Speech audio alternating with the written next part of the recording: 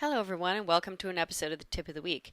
This is Lily, the product manager here at Toon, coming to you to talk to you about something super exciting this week. I'm sorry I had to take a bit of a hiatus for a few weeks on Tip of the Week, but the reason why is because we have been working like crazy on the new version of Harmony.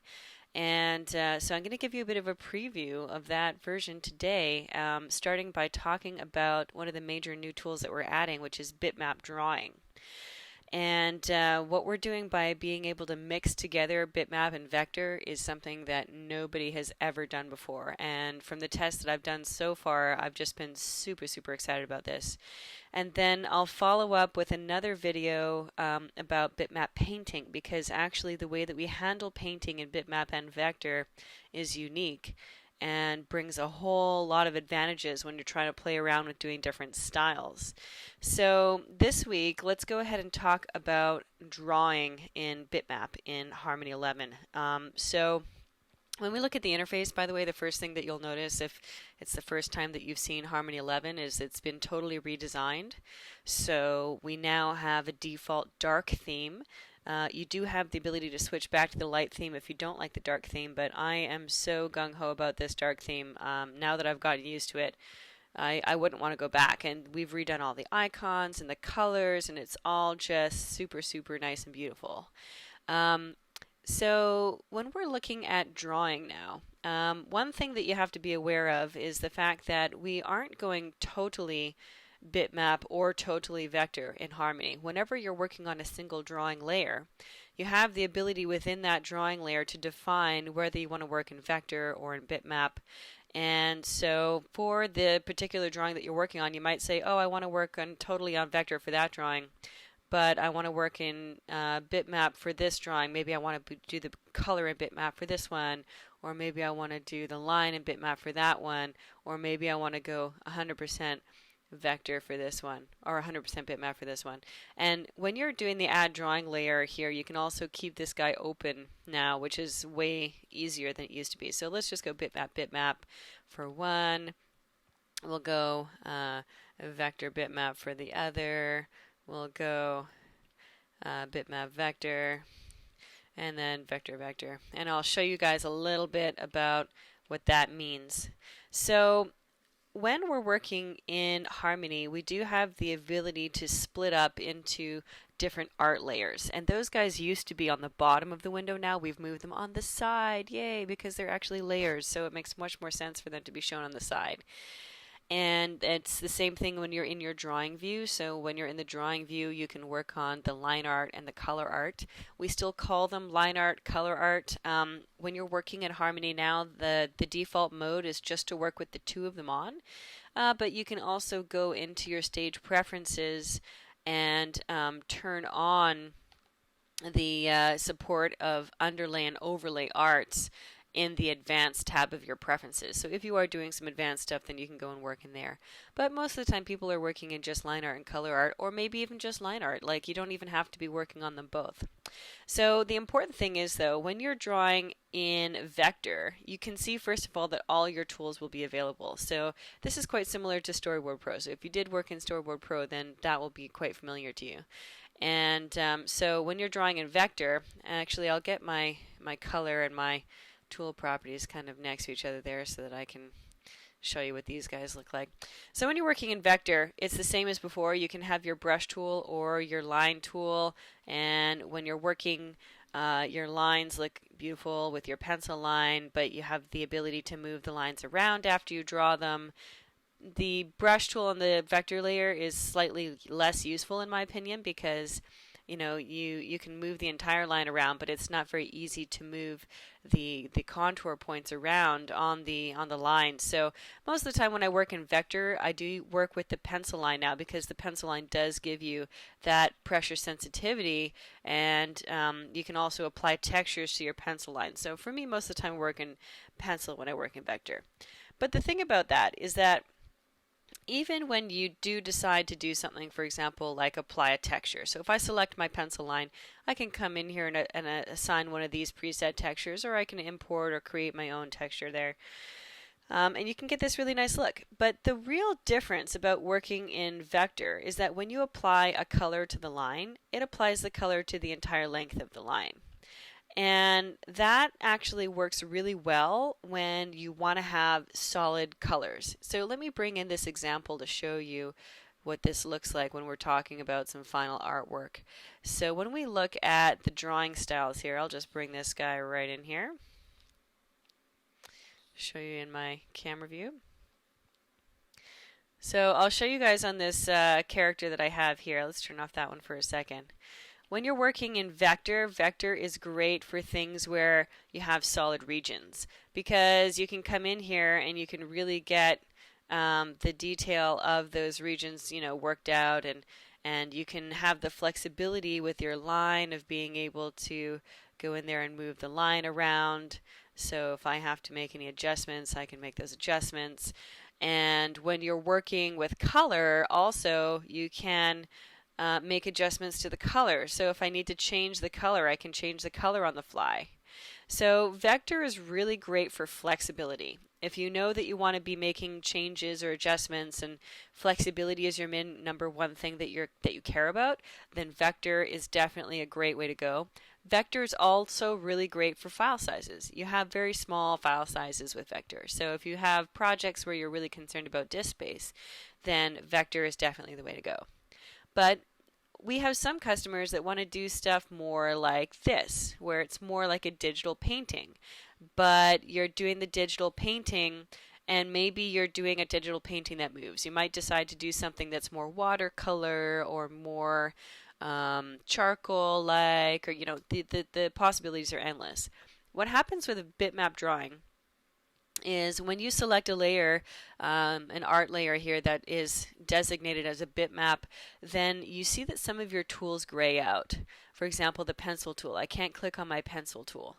And when the tool is grayed out, it means that it doesn't work on that layer. So, for example, if I switch to my brush tool, when I draw in bitmap, of course, eventually, if you zoom in, you will see pixels. And you can define the resolution factor of your drawings. Most of the time, you would keep the resolution of the drawing the same as the resolution of your project. So in which case, when this project is an HD project, so when I zoom out, I'll see actual pixels. It will be HD. But if I need to zoom in on the drawing, then I might need a little bit more canvas space. So if you want to change the resolution in the drawing, you can just go up to drawing, change bitmap drawing resolution, and you can pump this guy up to like 200% or something like that if you need to do a zoom in. And then you can see that I have more pixels to work with. So you can also define based in your scene. If you go in your scene settings, now you have this bitmap resolution tab in here. So if my scene is set up to be HD 1920 by 1080, then my default resolution is to be 100%. So if I try to zoom in on something 100%, it's not going to zoom in very well. So, but if you're doing a frame by frame project, you probably don't want to use more texture space than you need. So keeping it 100% is good. But if you just want to, maybe for the purpose of your demo or whatever, you want to pump it up to like 150, then any new drawings that are created now will be created at that resolution. So then you can definitely come in here and work in bitmap very easily. Basically, when we look at bitmap drawing, what happens in bitmap is you do see the individual pixels. But what's really cool about that is the ability to come in and play around and mix and match with your colors. So if I come in here and I draw maybe with a semi-transparent blue color, right? And then I decide that I want to overlap that with a semi-transparent green color.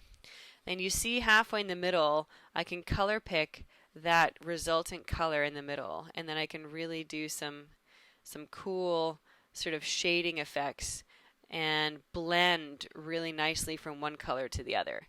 And so bitmap is really nice for when you want to have painterly effects, or what we call natural media tools and natural media feel. So when we go back to this other example with the fellow here, then in this case what they really wanted to do was have a look that looks like a digital painting that moves.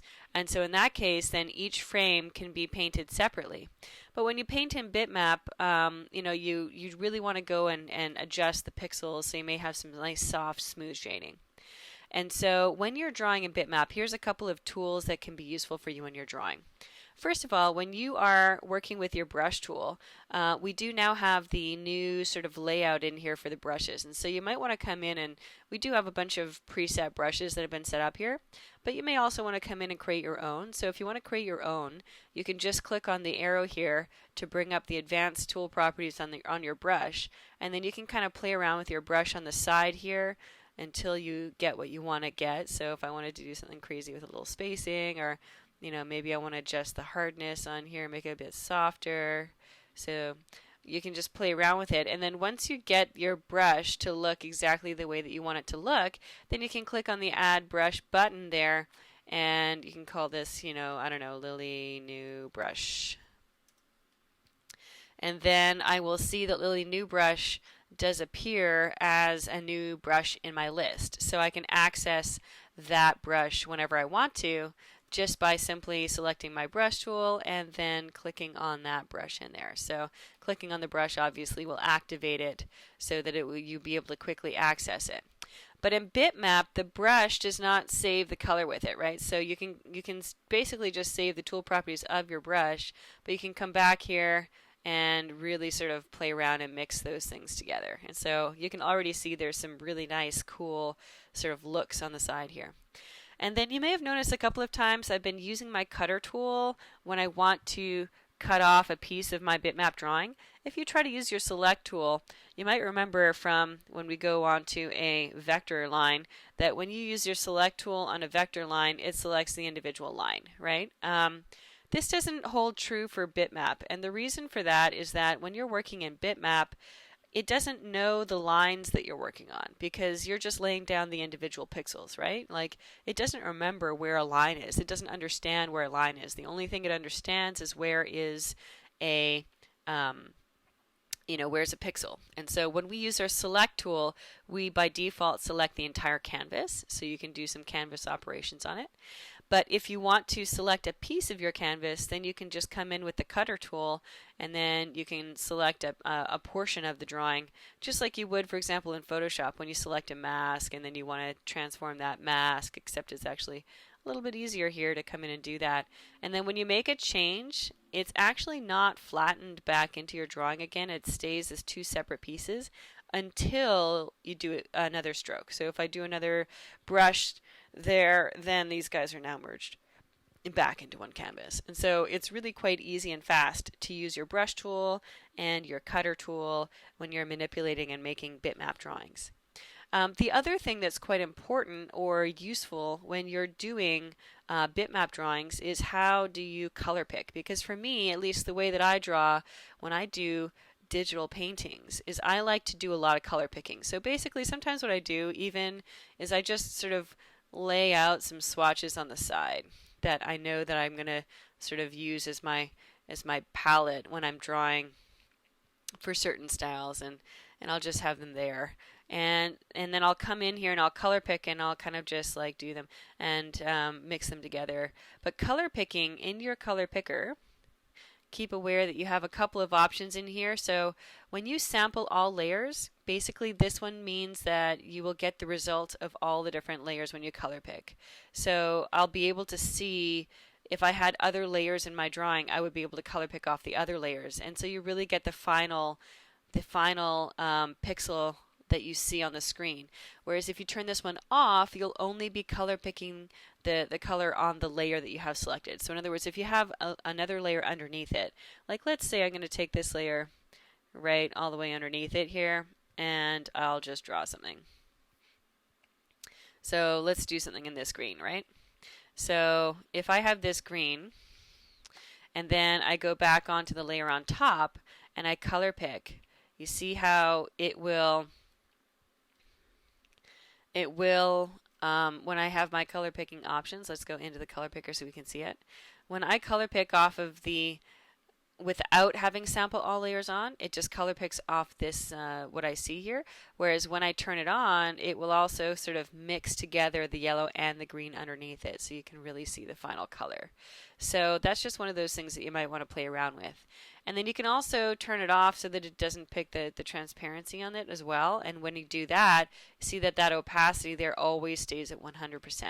So just one of those things that you can play around with so you can see you know, what is the best option for you when you're using your color picker. Because for me, getting the color picker set up right is one of those fun things for me to be able to do some nice drawings and work quickly. So the color picker, and then you've got your brush tool. We've set up our custom brushes in here. So basically, bitmap drawing is all about brush and color. And then one of the other things I'll just finish off this tip with is how you can mix and match different sort of layers together or layer styles together. So for example, if I look at this character here, this Vega character that I've got in here, there's a couple of other examples to show you. So this example is an example where I did the lines in Vector and the fill in Bitmap. So what's interesting about this example is if I come on the lines, not only can I still move the lines around after I draw them, but you know that pencil lines give you the ability to change the thickness of the lines and to change the style of the lines. So when I do that, if I choose to keep my lines as pencil lines, then at any time I can come in here and make those changes. I could say, oh, I want to change the texture on those lines. Or, you know what, I think I really need to just pump the thickness up a little bit. And so I can adjust the maximum thickness or the minimum thickness. And so pencil lines are really cool when you want to even, for example, maybe you want to change the thickness of the lines based on the distance from the camera. So for example, if you have a zoom in and you want the lines to automatically get skinnier as you're zooming in so that they don't appear to be bloated, then pencil lines are really the best way to do that. And so if you keep your line art as pencil, so you can see here just the lines are pencil and the fill is made with color, with bitmap drawn color, then it gives you the flexibility of being able to still use the advantages of drawing in Vector, but of being able to play around with coloring in bitmap. And then if we look at the opposite example, there definitely are some studios that have already told me that they want to work this way as well, where you may want to work with your, hold on here, let's go over here. There we go. So you may want to work with your lines being in bitmap if you really want that sketchy sort of hand-drawn natural media feeling, but you might want your color or your fill to be in Vector. So the advantage of doing it this way is that you can really have that style of line that you want, but you still have the flexibility of being able to change your color palettes around. And so for those of you who are kind of keen on experimenting with mixing bitmap and vector together, then I would definitely have a try on doing this. So lines and vector are going to give you flexibility. Well, keep in mind whenever you're doing anything. So let's do a little note card at the end here. I like doing note cards sometimes when I just want to explain things in a couple of words. So when we look at this, then vector, what you really have there for vector-based drawings is you have maximum flexibility. So when you're looking at being able to change colors or change line thickness, then those sorts of things that you want to change afterwards or you want to really be flexible on, you want to do those in vector. Versus on the other hand, bitmap gives you the ability to define things pixel by pixel. So you can mix colors together and play around with new styles, but you lose sort of that flexibility. You lose the flexibility. And then the other last little thing that we want to put as a note or that we want to keep in mind for bitmap versus vector is that it also comes into play when you're looking at file size. So for vector, then vector is going to be very light file size, whereas bitmap is definitely going to be a heavier file size. And in terms of playback, we've really worked on doing the playback in Bitmap so that you should have quite efficient playback in Bitmap as well. And you should be able to draw on there as well. But we will be redoing the system specs for those people that are planning on doing very heavy bitmap drawings. Like in other words, if you're going to do super super large 4K projects in bitmap, you're going to need to have a very nice machine to do that. Because with bitmap, it actually has to keep track of all the data pixel by pixel, right? So the system specs that are needed are a little bit heavier when you are doing things in bitmap. But if you're doing things as a mix of bitmap and vector, then you can start to take advantage of mixing the styles and playing around with shading, but also keeping the flexibility in the lines and the colors. So definitely have a think about this and play around with what you think you might want to do for vector drawing, bitmap drawing, and mixing the two. When you think about it, Toon Boom is the first company that's really taken this in hand of mixing together the two styles. Because when you look at Photoshop is a bitmap-based software, TV Paint is bitmap-based, Flash is vector-based, and Illustrator is vector-based. All of those softwares have a little bit of crossover, but we're the first people to actually do both fully. And so this is really going to give you a totally new experience and expand the horizons of what's possible to do in an animation software. So I hope you guys are just as excited about this as I am, and I really look forward to seeing what you're going to do with it. So that's it for this week's tip, and then next week we'll go over how to paint in bitmap as well, because we've really revolutionized painting. So I hope you guys really look forward to that. Bye.